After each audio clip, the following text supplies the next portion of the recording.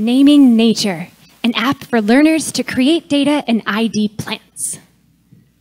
So we know the names of things that are in our world, like trash can, but nature remains this nameless mystery. And that's a problem. I'm a forest ecologist and researcher who wants to be able to teach her students in the forest faster and easier. So let's go on an exploration. We walk into our tool and we see our trips, our badges we've earned, and our recent plant IDs. Let's take a trip. So recently we went to Shenley Park. Look at all the plants that we have been able to already identify. We recently found red cedar. So let's ID the plant specimen that we have right now. So judges, if you will take a look at your twig. So, is it leaves or needles? I think it's needles. And are they longer or shorter than ½ an inch? I think they're longer. Are they bundles, tufts, or borne slightly? These are bundles. So we'll pick bundles again because we already know that. Are the needles in groups of 2, 3, or 5? These are 5. Congratulations. You have won another star on your way to the Pine Finder. And let's see what tree this is. Scroll up, yes, down. This is white pine. So on here you can see key characteristics, the bioregion, the habitat, common usages. You can choose to save the plant to the map, and you can choose to add notes to collect more data. So you can tell me, are there power lines nearby, and upload a photo. So now that we've explored, who's our user? Anyone who walks past a tree. We talked to the Environmental Charter School, and they really love naming nature. They really, really love naming nature.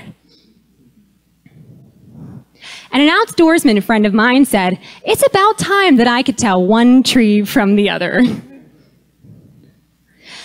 Naming nature is free for users to become citizen ecologists while they collect valuable data as they learn. And what are they collecting the data for?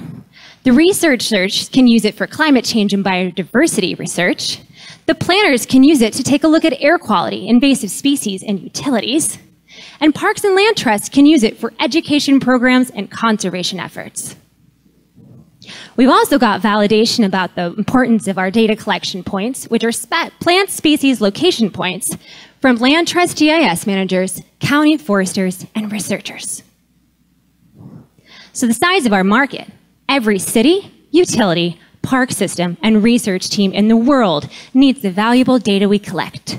And we only need 4 customers to break even. So, do you want to go exploring with us?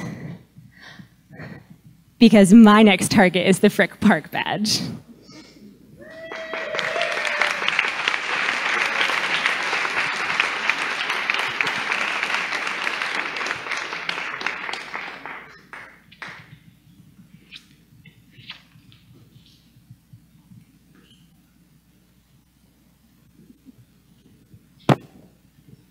How do you get the information for all this, all the plants, and who contributes to this?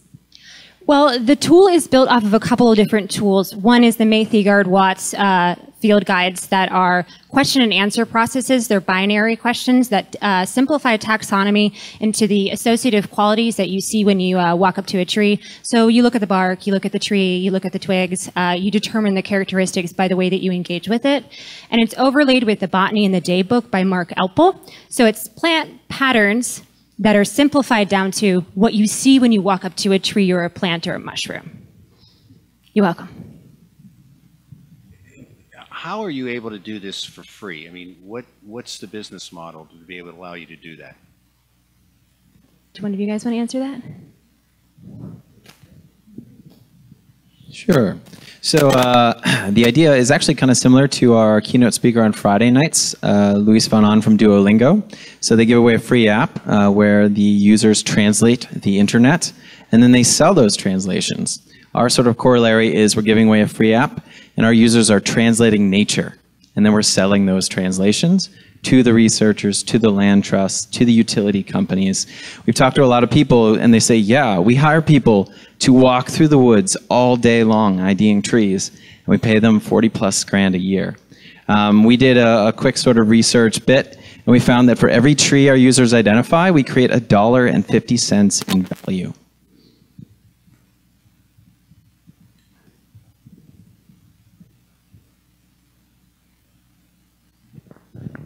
Not really a question, but a comment. So our students in middle school right now use the Leaf Snap app, okay? And so it doesn't allow them to really contribute anything to the map as the way you showed it in your one photo. So the map piece, right, does that require the students to have a Google account? How does the map aspect work on this?